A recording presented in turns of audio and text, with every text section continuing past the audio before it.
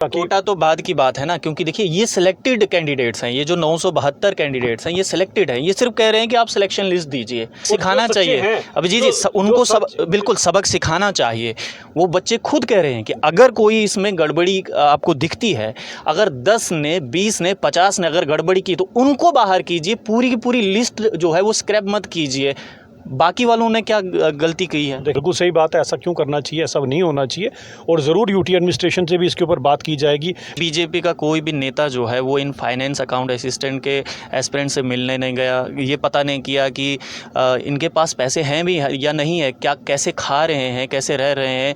पिछले 10 दिन में से 8 दिन जो है वो बारिश रही, और ये बारिश हो या धूप हो वहीं पर बैठे हुए हैं, उम्मीद लगा कर बैठे कोई तो आएगा हमारे पास बातचीत करने के लिए। तो अगर ऐसे लोग बैठते हैं तो कहीं ना कोई दुख तकलीफ जरूर होती है, और कहीं ना कहीं उनके साथ नाइंसाफी जरूर हुई है। साथ में है, लोगों को हमसे विश्वास है, लोग अगर हमसे आके शिकायत भी करते हैं उनका पूरा हक बनता है, और हम इनके साथ खड़े हैं, सबके साथ खड़े हैं। अच्छा है वो सब जानते हैं कि फारूक साहब, तो मुझे लगता है कि कभी कभी मैं नाम नहीं लेना चाहता, एक पर्टिकुलर जानवर है वो, पर उनसे भी शर्मा जाएगा कि इतनी जल्दी तो मैं भी रंग नहीं बदलता जितनी जल्दी फारूक साहब जो है वो रंग बदल जाते हैं। तो फारूक साहब की अगर आप बात करें तो उनको तिरंगे से कितना प्यार है कितना नहीं, उनका सिलेक्टिव प्यार है। उनकी एक जेब में तिरंगा रहता है, एक जेब में हमारा वो जो पड़ोसी मुल्क है उसका झंडा रहता है, एक जेब में तो वो रहता है जिन्होंने हिंदी चीनी भाई भाई का स्लोगन दिया था, वो झंडा भी उन्होंने अपने यहाँ पर रखा हुआ है ना। दिल में तिरंगा नहीं, उनकी जेब में तिरंगा जरूर है, लेकिन एक जेब में पाकिस्तान का झंडा भी है और एक जेब में चीन का झंडा भी है।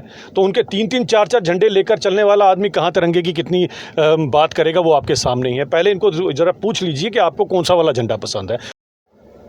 जम्मू कश्मीर में बहुत जल्द विधानसभा के चुनाव होने वाले हैं और उसकी तैयारियां भी ज़ोरों शोरों से हो रही हैं, लेकिन सबसे बड़ा ये सवाल है कि जम्मू कश्मीर में चुनाव वही जीतेगा जिसके साथ जम्मू कश्मीर की जनता होगी, और ख़ासकर जम्मू कश्मीर का युवा होगा।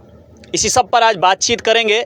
बातचीत करने के लिए इस समय मेरे साथ भारतीय जनता पार्टी के प्रवक्ता अभिजीत जसरोटिया हैं, इनसे बातचीत करेंगे। अभिजीत जी, विधानसभा के चुनाव उम्मीद है कि इस साल होंगे अंत तक, इस प्रकार की खबरें जो हैं वो आ रही हैं, लेकिन कहते हैं कि जिस पार्टी की तरफ युवा आ जाए तो वो पार्टी जीत जाती है। लेकिन हम देख रहे हैं कि लगातार युवा जो है वो धरने पर धरना दे रहा है, तो ये धरने पर धरने कहीं पार्टियों को ले ना डूबे। देखिए, सबसे पहली बात यह है कि जिस तरह की अराजकता आज तक यहाँ पर जम्मू कश्मीर में खासकर पिछले 40-50 सालों में फैली रही, जिस तरह का एक दौर बैकडोर अपॉइंटमेंट का रहा, जिस तरह से रहबरे खेल रहबरे ज़ारात के नाम पर लोगों को नौकरियों का छलावा दिया गया, मात्र 2,500 का वेतन लोग 20-20 30-30 साल पाते रहे, जिसके अंदर बेचारे खुद का तो क्या पेट पालते, उनके परिवार वाले भी इससे दुखी रहे। जिस तरह की ये पॉलिसी आज तक की पुरानी सरकारों ने यहाँ पर रखी और नौकरियों के नाम पर सिर्फ छलावा दिया गया, उसके कारण यूथ फ्रस्ट्रेट था, इसमें कोई दो राय नहीं। और जो नौकरियां भी बांटी गई वो आपके सामने, आप समझ सकते हैं 2,500 के वेतन में खुद का क्या पेट पालेगा और परिवार भी क्या पालेगा। यहाँ तक कि कुछ लोग तो रिटायरमेंट की कगार पर भी आ गए, जंगलात वाले और बाकी वाले, उनकी 2,500 से कभी ऊपर वेतन नहीं दिया। ऐसी नौकरियों से तो अच्छा है जो नौकरियाँ कम भी दी जाएँ लेकिन पूरी प्रॉपर नौकरी तो हो। अब जब से ये खासकर अगर आप देखेंगे जो बदलाव आया है 5 अगस्त 2019 के बाद, जो भी नौकरी दी जा रही है वो पूरी नौकरी दी जा रही है। इसीलिए अगर युवा कहीं पर अगर थोड़ा बहुत, मैं समझ सकता हूँ युवा के मन में बड़ी चीज़ें होती हैं, प्रोटेस्ट करना उनका एक हक भी है, लेकिन वो प्रोटेस्ट कहाँ कर रहे हैं? प्रोटेस्ट वो बीजेपी ऑफिस के बाहर कर रहे हैं। क्यों कर रहे हैं? क्योंकि उम्मीद भी तो बीजेपी से है, उन्हें पता है यही पार्टी है जो इंसाफ दिलाएगी, इसीलिए करते हैं वो लोग। और हमसे जितना हो सकता है, क्योंकि अभी सरकार तो हमारी नहीं है, एडमिनिस्ट्रेशन यूटी की है, लेकिन जितना भी हमसे हो सकता है हम युवा के साथ शाना बशाना खड़े हैं। अभिजीत जी, यहाँ पर देखिए, एक तो आपने कहा कि भारतीय जनता पार्टी के कार्यालय के बाहर जो है वो धरना प्रदर्शन चल रहा है। दूसरा प्रदर्शन जो है प्रेस क्लब में चल रहा है, लगभग 10 से 12 दिन हो गए हैं, फाइनेंस अकाउंट असिस्टेंट का। उनका कहना है कि हमारा क्या कसूर है, हमारी सिलेक्शन लिस्ट क्यों नहीं निकाली जा रही है। कहीं जो हाल ही में JKPSI की जो लिस्ट थी उसको स्क्रैप कर दिया गया और कल फाइनली ऑर्डर आ गया कि उसको कैंसिल कर दिया है। इन बच्चों को भी वही डर है कहीं स्क्रैप ना कर दिया जाए। गलती क्या है? देखिए, इसके अंदर सबसे पहली बात तो ये कॉल यूटी एडमिनिस्ट्रेशन ने लेनी होती है, सबसे पहली आप एक चीज़ समझे। दूसरा, जहाँ कहीं पर भी कोई अगर ऐसे एडवर्टाइजमेंट को स्क्रैप किया जा रहा है उसका एक रीज़न है। आज से पहले हर एक नौकरी में हर जो मापदंड होते हैं, हर एक का अपना अपना कोटा होता है। ओपन मेरिट वालों का अपना कोटा होता है, SC कम्युनिटी का अपना कोटा होता है, ST कम्युनिटी का अपना कोटा होता है। अब तो महिलाओं के लिए भी अलग से कोटा फिक्स हो गया हुआ है। तो मुझे लगता है सबको सबका हक मिले, सबका इंसाफ मिले। हाँ, इसके अंदर पर यह ज़रूर होना चाहिए, इसके कारण जो लोग बेचारे ओवर एज हो जाएंगे उनके लिए ज़रूर प्रावधान रखना चाहिए, ताकि कोटा तो बाद की बात है ना, क्योंकि देखिए ये सिलेक्टेड कैंडिडेट्स हैं, ये जो 972 कैंडिडेट्स हैं ये सिलेक्टेड हैं, ये सिर्फ कह रहे हैं कि आप सिलेक्शन लिस्ट दीजिए। लेकिन हाल ही में इंफॉर्मेशन डिपार्टमेंट की तरफ से एक ट्वीट किया गया और उसमें लिखा गया कि एक इंक्वायरी जो है वो इस पर इनिशिएटिव की जाएगी और अगर कुछ इरेगुलरिटीज़ पाई जाती हैं तो सख्त कदम उठाया जाएगा। इन बच्चों को ये डर है कहीं ये लिस्ट भी स्क्रैप ना हो जाए। मैं कहता हूँ अगर कोई ऐसी इंक्वायरी हो रही है तो हाथ कंगन को आरसी क्या, अगर किसी ने कोई गड़बड़ की है तो आपको नहीं लगता कि जो अपना शॉर्टकट रास्ते से जो ऐसा रास्ता ढूंढ रहे थे ऐसे लोगों को सबक सिखाना चाहिए? बिल्कुल सबक सिखाना चाहिए अभिजीत जी, उनको बिल्कुल सबक सिखाना चाहिए। वो बच्चे खुद कह रहे हैं कि अगर कोई इसमें गड़बड़ी आपको दिखती है, अगर 10 ने 20 ने 50 ने अगर गड़बड़ी की तो उनको बाहर कीजिए, पूरी की पूरी लिस्ट जो है वो स्क्रैप मत कीजिए। बाकी वालों ने क्या गलती की है? देखें, जब आप कहीं पर कोई किसी चीज़ में भी अगर आपको लकूना फाइंड आउट करना है तो ऑब्वियसली लकूना कैसे फाइंड आउट, आपको पता तो नहीं है कौन से कौन नहीं, उनमें से कौन है कौन नहीं वो तो इंक्वायरी के बाद ही पता चलेगा। हर इंसान तो यहाँ पर पाक ही होकर चलता है, साफ़ सुथरा होकर चलता है, लेकिन जब अगर उसके बाद ऐसी काली भेड़ें पकड़ी जाएंगी उनका हक किनको मिलेगा? उनकी जगह पे हक उसको मिलेगा जिसको हकदार को हक चाहिए। तो मुझे लगता है अगर ऐसी कोई प्रक्रिया है, जो लोग साफ़ सुथरे हैं, जिन्होंने बिल्कुल अपनी मेहनत से अपने हक से वो चीज़ पाई, उन्हें डरने की क्या ज़रूरत है? होने दीजिए। वो तो डर नहीं, वो तो कह रहे हैं कि अगर आपको इंक्वायरी में हमारी मदद चाहिए तो हम भी आपकी मदद करेंगे। वो तो इंक्वायरी से जो है वो खुश हैं, वो कह रहे हैं आप 5 महीने लगाइए, 6 लगाइए, 1 साल लगाइए, अगर आपको हमसे कुछ चाहिए हम भी देते हैं, हमें भी बुलाइए, हमसे भी बात कीजिए, हम आपकी मदद करेंगे, लेकिन लिस्ट को स्क्रैप मत कीजिए। अगर आप इंक्वायरी में आपको लगता है कि कुछ गड़बड़ी हुई है तो उनको बाहर कीजिए, उनकी जगह जो नीचे वेटिंग में है उनको ऊपर लाइए, कोई दिक्कत नहीं है, लेकिन लिस्ट स्क्रैप नहीं होनी चाहिए। देखिए, इंक्वायरी इनिशिएट जिन्होंने की है और कोई ना कोई मापदंड जरूर रहते होंगे इसके अंदर कि किस तरह से इंक्वायरी इनिशिएट की जाती है। बिल्कुल सही बात है, ऐसा क्यों करना चाहिए, ऐसा नहीं होना चाहिए, और ज़रूर यूटी एडमिनिस्ट्रेशन से भी इसके ऊपर बात की जाएगी। मेरा तो यही मानना है कि क्योंकि हमारा मूल मंत्र है सबका साथ, सबका विकास और सबका विश्वास। जब सबका विश्वास की बात आती है तो जो हकदार है उसे हक मिले, हम यही चाहते हैं, और इसके लिए जहाँ हमारी ज़रूरत पड़ेगी हम हमेशा खड़े हैं। आप देखिए भारतीय जनता पार्टी कब खड़ी नहीं हुई, हम सबके साथ खड़े रहे। आप कहीं से शुरू कर लीजिए, आप कितनी देरों से जो डीसी वाले थे उन बेचारों को कितने सालों की प्रॉब्लम थी वो भी सॉल्व आउट हुई। जहां जहां हमसे हो पड़ता है हम हमेशा लोगों के साथ खड़े हैं। क्या कारण है कि बीजेपी का कोई भी नेता जो है वो इन फाइनेंस अकाउंट असिस्टेंट के एस्पिरेंट से मिलने नहीं गया, ये पता नहीं किया कि इनके पास पैसे हैं भी या नहीं है, क्या कैसे खा रहे हैं, कैसे रह रहे हैं।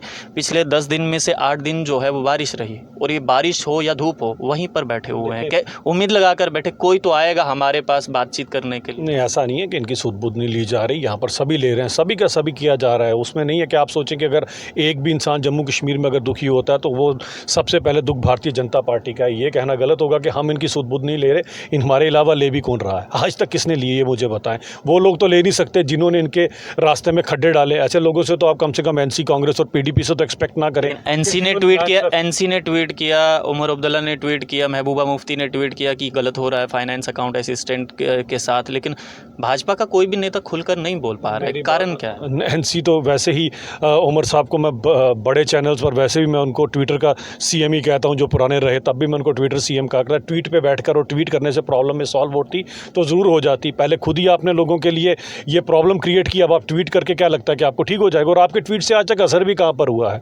क्योंकि आप ये ट्विटर सीएम थे तभी तो आज ये लोग देखें ये हाल क्यों हुआ यहाँ पर जम्मू कश्मीर का। आपको 40-50 साल मिले जब नेशनल कॉन्फ्रेंस को, कांग्रेस को यहाँ पर और पीडीपी को यहाँ पर राज करने का, फिर भी आज अगर लोग दुखी हैं, मूलभूत लोगों के पास सभी जो है सेवाएं नहीं हैं, उनके पास सुविधाएं नहीं हैं अगर उनके पास, तो इसका कौन कारण है? इसका कारण यही ट्विटर चीफ मिनिस्टर लगता है कि इन एस्पिरेंट्स के साथ जो है वो गलत हो रहा है। देखिए, फाइनेंस अकाउंट असिस्टेंट के मेरा ये कहना है कि सभी जो कोई भी बेचारा प्रोटेस्ट कर रहा है, कोई ऐसे प्रोटेस्ट नहीं करता जो घर से अपना पेट काट कर अगर बाहर बैठता है या सड़क पे बैठता। किसी का मन नहीं करता सड़क पे बैठने का। क्या मेरा मन करेगा? आपका करेगा?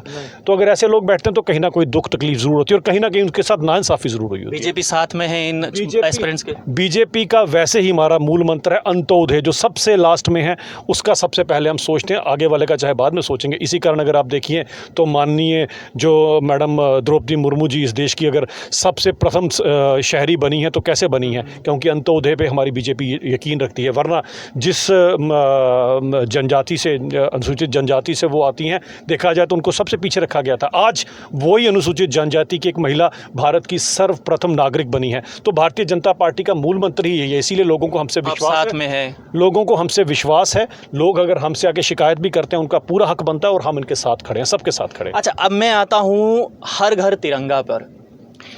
बहुत अच्छा इनिशिएटिव लिया गया भारत सरकार द्वारा, लेकिन फारूक अब्दुल्ला को दिक्कत हो गई। वो कह रहे हैं कि अपना तिरंगा अपने घर में ही रखिए।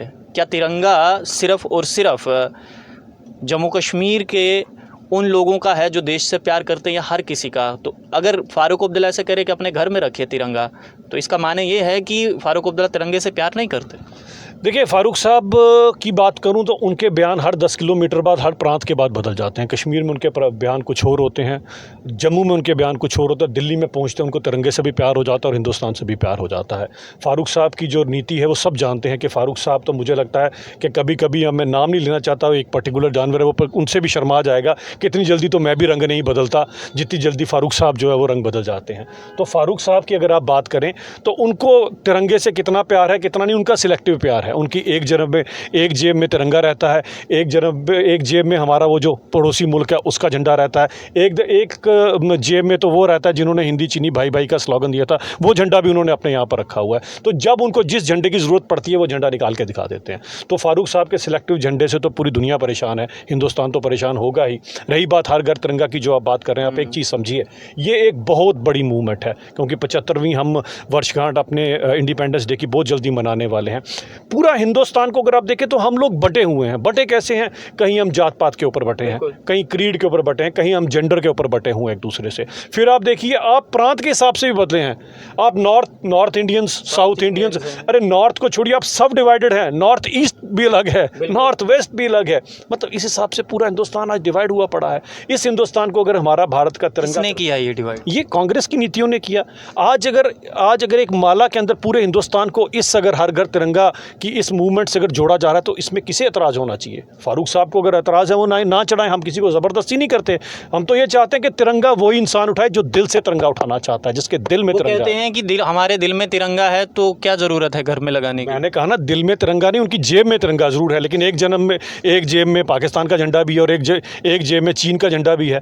तो उनके 3-3, 4-4 झंडे लेकर चलने वाला आदमी कहाँ तिरंगे की कितनी बात करेगा, वो आपके सामने ही है। पहले इनको ज़रा पूछ लीजिए कि आपको कौन सा वाला झंडा पसंद है और अब आप कौन सा वाला झंडा आगे लेकर आने वाले। और उनको परेशानी भी ये है कि 138 करोड़ हिंदुस्तानी एक झंडे से जुड़ जाएंगे। जब ये पूरे 138 करोड़ हिंदुस्तानी जुड़ जाएंगे तो नेशनल कॉन्फ्रेंस और कांग्रेस की जो नीति आज तक लोगों के विभाजन पर रही, क्योंकि डिवाइडेड रूल पे ही कांग्रेस ने नेशनल कॉन्फ्रेंस में राज किया, आज जब सब लोग जुड़ जाएंगे तो एनसी का क्या बनेगा, कांग्रेस का क्या बनेगा? फारूक साहब को सबसे ज़्यादा यही चीज़ बॉदर करती है। लेकिन वो तो आपको ही ब्लेम करते, कहते हैं कि भारतीय जनता पार्टी जो है धर्म की राजनीति करती है, धर्म के नाम पर जो है वो डिवाइड करती है, हिंदू मुसलमान करती है। एक बात मुझे बताएं, जब से 2014 के बाद मैं बताता हूं कि अगर इससे पहले की आप सरकारों की बात कीजिए, हम बात करते हैं राजीव गांधी जी की। राजीव गांधी जी कहते थे मैं यहाँ से 100 रुपया भेजता हूँ, गरीब तक 5 रुपये पहुँचते हैं। 95 कहाँ जाते थे, कौन एनसी और कांग्रेस वाले, मैं उस पर बात नहीं करना चाहूँगा।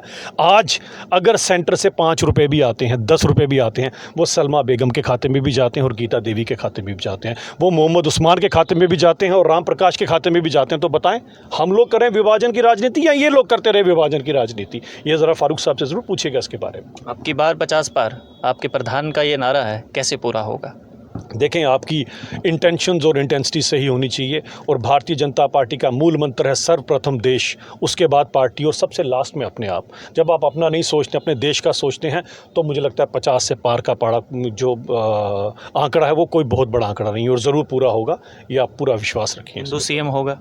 देखिए, मैंने बड़ी बार ये चैनल्स पर कहा कि मुख्यमंत्री मुख्यमंत्री होता है, प्रधानमंत्री प्रधानमंत्री होता है। रविंदर रैना ने कहा था कि इस बार भारतीय जनता पार्टी का मुख्यमंत्री होगा और हिंदू होगा। देखिए, मैं एक बात कहना चाहता हूं कि मुख्यमंत्री मुख्यमंत्री होता है, प्रधानमंत्री प्रधानमंत्री होता है। प्रधानमंत्री की कोई ज़ात नहीं होती, मुख्यमंत्री की कोई ज़ात नहीं होती, उसकी ज़ात होती है देशभक्ति। मैं तो आप ही के प्रधान के शब्द बता रहा हूँ। देशभक्ति जो है सर्वप्रथम सबके लिए होती है, उन्होंने भी ऐसा ही कहा है। देशभक्ति जिसके अंदर है, फिर वो भले हिंदू हो मुसलमान हो, जिसके लिए देश सर्वप्रथम होगा वो हमारा मुख्यमंत्री होगा। चलिए, बहुत शुक्रिया बातचीत करने के लिए। अभिजीत जसरोटिया बातचीत कर रहे थे। और देखिए, फाइनेंस अकाउंट असिस्टेंट के लिए इन्होंने कहा है कि आप चिंता मत कीजिए, भारतीय जनता पार्टी आपके साथ है और लिस्ट जो है वो स्क्रैप नहीं होने देंगे। ऐसा आश्वासन जो है वो अभिजीत जसरोटिया, भारतीय जनता पार्टी के प्रवक्ता, ने दिया है। और साथ ही साथ फारूक अब्दुल्ला को कहा है कि फारूक अब्दुल्ला के एक जेब में हिंदुस्तान का झंडा, तो दूसरे जेब में पाकिस्तान और तीसरे जेब में चाइना का झंडा होता है।